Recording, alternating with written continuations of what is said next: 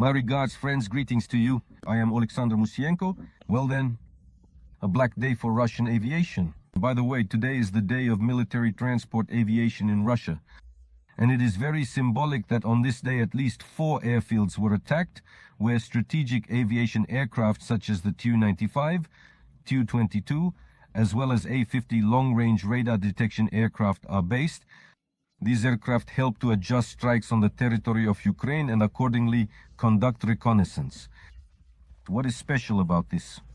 The special thing is that the Tu-95, Tu-60 and especially the older Tu-22 aircraft have been discontinued and Russia is unable to produce them. They can produce AWACS aircraft based on the Il series, but this also takes a very long time and requires significant funding. Moreover, sourcing components and parts for these aircraft is even more complicated, significantly more complicated in fact, due to the sanctions that are currently in place, which makes the entire process even more challenging. So, let's note the first point. It is impossible to restore an aircraft if it has burned badly, exploded, or has been significantly damaged. In that case, it's either out of commission for a long time due to repairs, or in fact, the aircraft is rendered inoperable altogether. And as for replacing it by manufacturing new similar aircraft, that's simply unrealistic. This is what needs to be understood. The second fact about this attack is that, according to media sources currently circulating regarding this special operation, regardless of when we receive confirmed results about the destroyed aircraft, the eliminated planes as well as those significantly damaged, this operation is already brilliant, and it will definitely go down in history as a golden thread in the entire history of this Russian-Ukrainian war. According to sources, the Security Service of Ukraine is involved in the operation. So if this is indeed the case, and I believe it is, my congratulations to everyone involved and to the head of the Security Service of Ukraine, Mr. Malyuk. Because this special operation is truly spectacular, and it is very good that in this way, among other things, the Security Service of Ukraine is improving its image and reputation, which in the past had been damaged by corruption scandals and so on. But we see that true warriors, patriots, and decent professionals are working to actually carry out such special operations. As for the specifics of this special operation, the next fact number 3, pardon the tautology, factually a fact, but well, that's how it is. So now more and more videos are appearing showing that there was a truck and a van with a trailer, from which FPV drones and other strike UAVs were launched. And these were the ones that attacked the Olenia, Ivanovo, Diaghilevo airfields and others, including one more in Siberia. That is, the peculiarity of this attack is that it was carried out, among other things, from inside Russia. This is the brilliance of this operation, because otherwise, well, it's hard to imagine that such a large number of strike drones could have reached and so successfully attacked the airfields. Because now more and more videos and photos are appearing that confirm the actual damage to Russian aircraft, which are burning, sustaining damage, and continue to burn. So the important fact is that agents are at work. They found people, well, probably without going into details here, but the point is there really are agents. We can see this from the assassination attempts, the killings, and the eliminations that are happening against military leadership on Russian territory and other Kremlin henchmen, such as, for example, the deputy mayor of Stavropol who was involved in air attacks on Mariupol and was killed. Or before that, the head of the operational department of the Russian General Staff, also a Russian general. In other words, the geography is only expanding, as are the capabilities. It is also worth adding that today unknown individuals were active in the Bryansk region, where railway bridges were blown up, and as of now, transportation has been blocked there. So I will say, regarding sabotage operations, as for strike operations, everyone who has read about and admired Mossad, you can keep doing so. But now is the time to admire the Security Service of Ukraine, the main intelligence directorate of the Ministry of Defense, the Armed Forces of Ukraine, and other components of the defense and security forces because of how these operations are being carried out.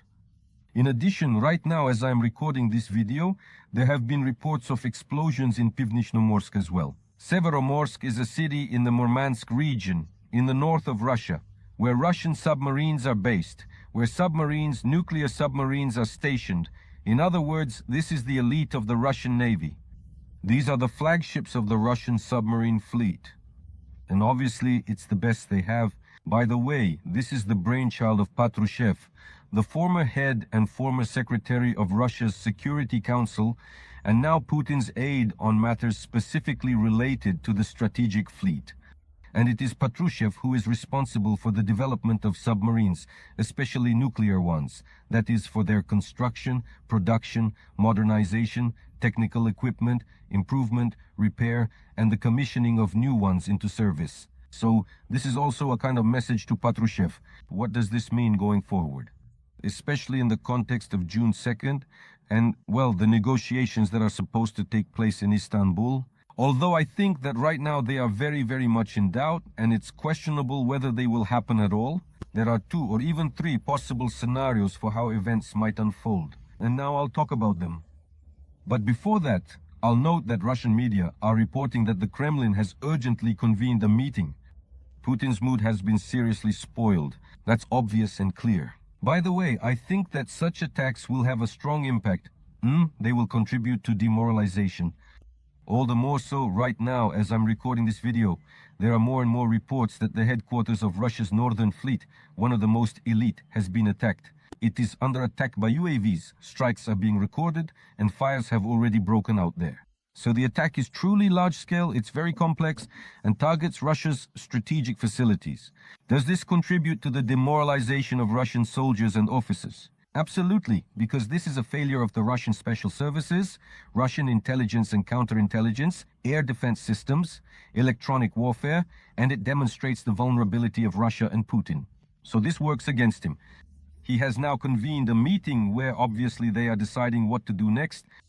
It is clear that they will talk about some kind of retaliatory strikes. Soon, we can expect posts from the spokesperson of the Russian Ministry of Foreign Affairs, Zakharova. Dima Medvedev will be in an alcoholic stupor and frenzy, having fits and broadcasting something and so on. We will be witnessing all of this. The aggression now from various members of the Federation Council, the State Duma, Solovyov, everyone you can possibly imagine. And Russian media are already hinting that the so-called strike of retribution should include a missile strike on the territory of Ukraine. Obviously, once again, they will talk about strikes on decision-making centers, particularly in Kyiv and so on. That is, the threat exists, and unfortunately, the threat that Russia will carry out strikes still remains. So please stay alert and be careful. As for the negotiations that are supposed to take place in Istanbul, they are now in question, because either the situation will escalate further, that is, there will be an exchange of strikes going forward, the war will only enter a more brutal phase, and the negotiations will be postponed.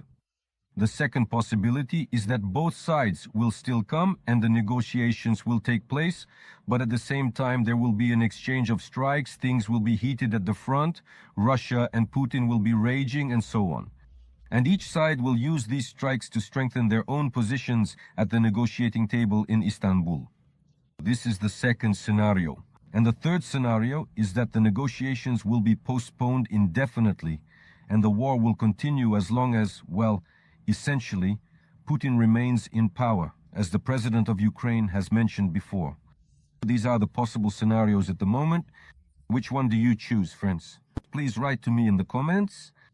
I value your point of view, because the course of events can develop in many different ways right now. Also, please subscribe to my wonderful channel if you haven't already, and don't forget to like, because there are a lot of exciting events and activities happening. I will most definitely go live in real time and comment on them for you. Take care of yourselves and glory to Ukraine.